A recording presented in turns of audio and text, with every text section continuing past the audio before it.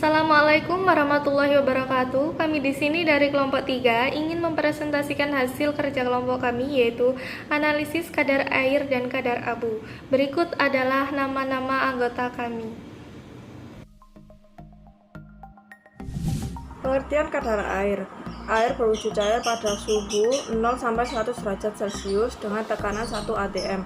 Perubahan suhu pada air menyebabkan air mengalami perubahan fisik.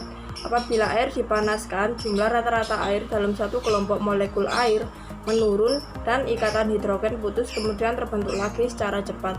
Bila suhu beroperasi semakin tinggi, maka molekul air akan bergerak dengan sangat cepat. Bila suhu beroperasi semakin tinggi, maka molekul air akan bergerak dengan sangat cepat. Pada saat tekanan uap udara melebihi tekanan atmosfer, beberapa dapat melepas dari permukaan dan membentuk gas. Perubahan fisik dari cair menjadi gas. Inilah yang dijadikan prinsip pengeluaran dari suatu bahan pangan, terutama dalam penentuan kadar air pangan dengan metode pengeringan. Pengertian kadar abu. Kadar abu merupakan campuran komponen anorganik atau mineral yang terdapat pada suatu bahan pangan. Bahan pangan terdiri dari 96% bahan organik dan udara, sedangkan sisanya merupakan unsur-unsur mineral. Bahan-bahan organik dalam proses penambahan akan terbakar, tetapi komponen anorganiknya tidak, karena faktor yang disebut sebagai kadar abu. Abu merupakan residu anorganik dari hasil pengabuan. Kadar abu ditentukan dengan cara mengukur residu setelah sampel dioksidasi pada suhu 500-600 derajat Celcius dan mengalami volatilisasi. Untuk pengabuan yang sempurna yang dilakukan sampai warna sampel menjadi seragam dan berwarna abu-abu sampai putih serta bebas dari sisa sampel yang tidak terbakar. Air dalam suatu bahan makanan terdapat dalam berbagai bentuk, yaitu air bebas. Air bebas ada di dalam ruang antar sel, intergranular, pori-pori bahan, atau bahkan pada permukaan bahan. Air bebas sering disebut juga sebagai aktivitas air karena air bebas mampu membantu aktivitas pertumbuhan mikroba dan aktivitas reaksi-reaksi kimia pada bahan pangan. Di dalam air bebas terlarut beberapa nutrien yang dapat dimanfaatkan oleh mikroba untuk tumbuh dan berkembang. Adanya nutrien terlarut tersebut juga memungkinkan beberapa reaksi kimia dapat berlangsung. Oleh sebab itu, bahan yang mempunyai kandungan atau nilai AW tinggi pada umumnya cepat mengalami kerusakan, baik akibat pertumbuhan mikroba pembusuk maupun akibat terjadinya reaksi kimia tertentu seperti oksidasi dan reaksi enzimatik. Air bebas sangat mudah untuk dibekukan maupun diuapkan. Air terabsorpsi. Air yang terikat lemah atau air terabsorpsi terserap pada permukaan koloid, makromolekul, protein, pati, dan lain-lain. Air terabsorpsi juga terdispersi antara koloid tersebut dan merupakan pelarut zat-zat yang ada di dalam sel. Ikatan antara air dengan koloid merupakan ikatan hidrogen. Air terabsorpsi relatif bebas bergerak dan relatif mudah dibekukan ataupun diuapkan. Air yang di dalam keadaan terikat kuat. Air terikat kuat sering juga disebut air hidrat, karena air tersebut membentuk hidrat dengan beberapa molekul dengan ikatan bersifat ionik. Air terikat kuat jumlahnya sangat kecil dan sangat sulit diuapkan dan dibekukan. Kadar air merupakan banyaknya air yang terkandung dalam bahan yang dinyatakan dalam persen. Kadar air juga merupakan suatu kesatuan yang sangat penting pada bahan pangan, karena dapat mempengaruhi penampakan, tekstur, dan cita rasa pada bahan pangan. Metode analisis kadar air. Metode analisis kadar air ini ada 3 metode atau 3 cara. Yang pertama adalah penentuan kadar air dengan cara pengeringan. Yang kedua, penentuan kadar air dengan cara destilasi, dan yang ketiga adalah penentuan kadar air dengan cara kimiawi. Yang kita bahas yang pertama adalah penentuan kadar air dengan cara pengeringan, yaitu prinsipnya penentuan kadar air dengan cara pengeringan adalah penguapan air yang ada dalam bahan dengan jalan pemanasan. Kemudian dilakukan penimbangan terhadap bahan hingga beratnya konstan yang mendedikasikan bahwa semua air yang terkandung dalam bahan sudah teruapkan semuanya. Adapun metode penentuan kadar air dengan pengeringan menurut AOAC 1995, yaitu sampel sebanyak 3-5 gram ditimbang dan dimasukkan ke dalam cawan yang telah dikeringkan dan diketahui bobotnya. Kemudian sampel dan cawan dikeringkan dalam oven pada suhu 105 derajat Celcius selama 6 jam. Cawan didinginkan dan ditimbang, kemudian dikeringkan kembali sampai diperoleh bobot yang konstan. Dan yang kedua adalah penentuan kadar air dengan cara destilasi. Metode destilasi digunakan untuk bahan yang banyak mengandung lemak dan komponen mudah menguap di samping air. Sampel yang diuji menggunakan metode ini memiliki sifat sama dengan sampel yang digunakan pada metode oven vakum. Prinsip pengukuran kadar air dengan metode destilasi adalah menguapkan air bahan dengan cara destilasi menggunakan pelarut immiscible, kemudian air ditampung dalam tabung yang diketahui volumenya. Pelarut yang digunakan mempunyai titik didih lebih besar dari air, yaitu mempunyai berat jenis atau Bj lebih kecil daripada air.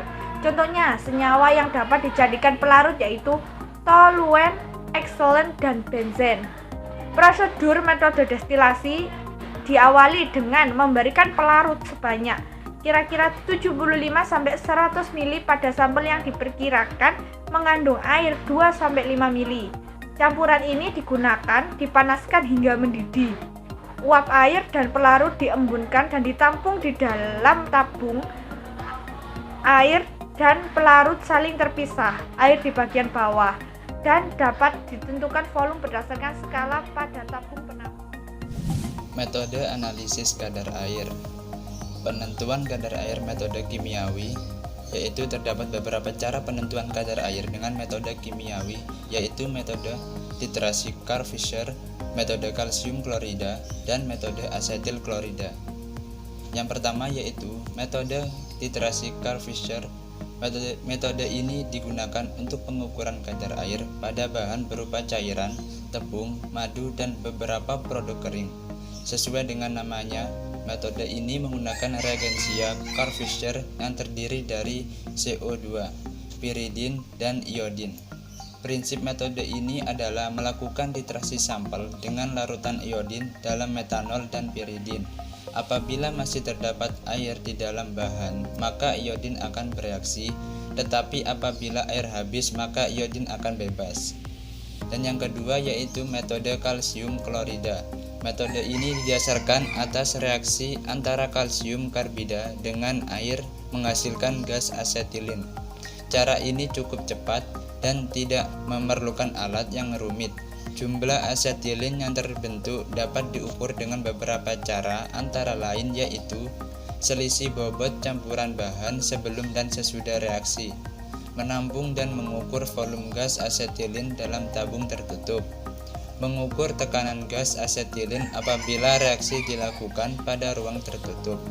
Yang ketiga yaitu metode asetil klorida. Metode ini didasarkan atas reaksi antara asetil klorida dengan air menghasilkan asam yang dapat dititrasi dengan basa. Cara ini dapat digunakan untuk menentukan kadar air bahan berupa minyak, mentega, margarin, rempah-rempah, dan beberapa bahan berkadar air rendah. Metode analisis kadar abu. Metode kering atau langsung. Prinsip dari pengabuan cara langsung yaitu dengan mengoksidasi semua zat organik pada suhu tinggi, yaitu sekitar 500-600 derajat Celcius, dan kemudian melakukan penimbangan zat yang tertinggal setelah sistem-sistem pembakaran tersebut. Cara kerja: cawan porselen di oven terlebih dahulu selama 1 jam, kemudian diangkat dan didinginkan selama 30 menit dalam desikator. Cawan kosong ditimbang sebagai berat A gram. Setelah itu, bahan uji dimasukkan sebanyak 5 gram ke dalam cawan, ditimbang dan dicatat sebagai berat B gram. Pengabuan dilakukan dalam 2 tahap, yaitu pemanasan pada suhu 300 derajat Celcius agar kandungan bahan volatil dan lemak terlindungi hingga kandungan asam hilang. Pemanasan dilakukan hingga asam habis. Selanjutnya, pemanasan pada suhu bertahap hingga 600 derajat Celcius agar perubahan suhu secara tiba-tiba tidak menyebabkan cawan menjadi pecah. Metode analisis kadar abu dengan metode tidak langsung atau basa. Prinsip dari pengabuan cara tidak langsung yaitu memberikan reagen kimia tertentu ke dalam bahan sebelum dilakukan pengabuan. Senyawa yang biasa ditambahkan adalah gliserol alkohol ataupun pasir bebas anorganik. Selanjutnya dilakukan pada suhu tinggi. Pemanasan mengakibatkan gliserol alkohol membentuk kerak sehingga menyebabkan terjadinya porositas bahan menjadi besar dan dapat mempercepat oksidasi. Sedangkan pada mengoperasikan untuk pasir bebas dapat membuat permukaan yang bersinggungan dengan oksigen semakin luas dan memperbesar porositas sehingga mempercepat pengabuan. Cara kerja yang pertama yaitu cawan perselen di oven terlebih dahulu selama 1 jam, kemudian diangkat dan didinginkan selama 30 menit dalam desikator. Kemudian cawan kosong ditimbang sebagai berat A gram. Setelah itu, bahan uji dimasukkan sebanyak 5 gram ke dalam cawan, lalu ditimbang dan dicatat sebagai berat B gram. Gliserol alkohol ditambahkan dalam cawan sebanyak 5 ml dan dimasukkan dalam tanur pengabuan hingga putih keabu-abuan. Abu yang terbentuk dibiarkan dalam wafel selama 1 hari. Lalu, cawan perselen di oven terlebih dahulu untuk mengeringkan air yang mungkin terserap saat disimpan dalam wafel, lalu dimasukkan ke desikator. Setelah itu, penimbangan cawan setelah pengabuan dicatat sebagai berat C gram. Suhu yang tinggi menyebabkan elemen abu yang volatil seperti natrium, belerang, klorin, kalsium, dan fosfor menguap. Pengabuan juga menyebabkan dekomposisi tertentu seperti kalium karbonat dan kalsium karbonat. Pengeringan dengan metode ini bertujuan untuk mendapatkan berat konstan. Kesimpulan 1. Untuk menentukan kadar air yang harus dilakukan adalah mengurangkan berat bahan sebelum pengeringan dengan berat bahan yang sudah pengeringan dari oven. Sedangkan untuk menentukan kadar abu adalah dengan cara membagi berat bahan sebelum pengabuan dan berat bahan sesudah pengabuan.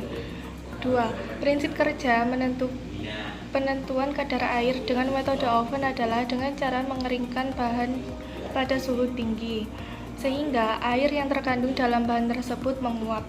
Penentuan kadar abu dengan metode oven yaitu dengan memanfaatkan bahan sehingga menghilangkan unsur organiknya dan menyisakan unsur organik dan mineral. Sekian presentasi dari kelompok kami. Apabila ada kesalahan kata dan ucapan mohon dimaafkan. Terima kasih. Wassalamualaikum warahmatullahi wabarakatuh.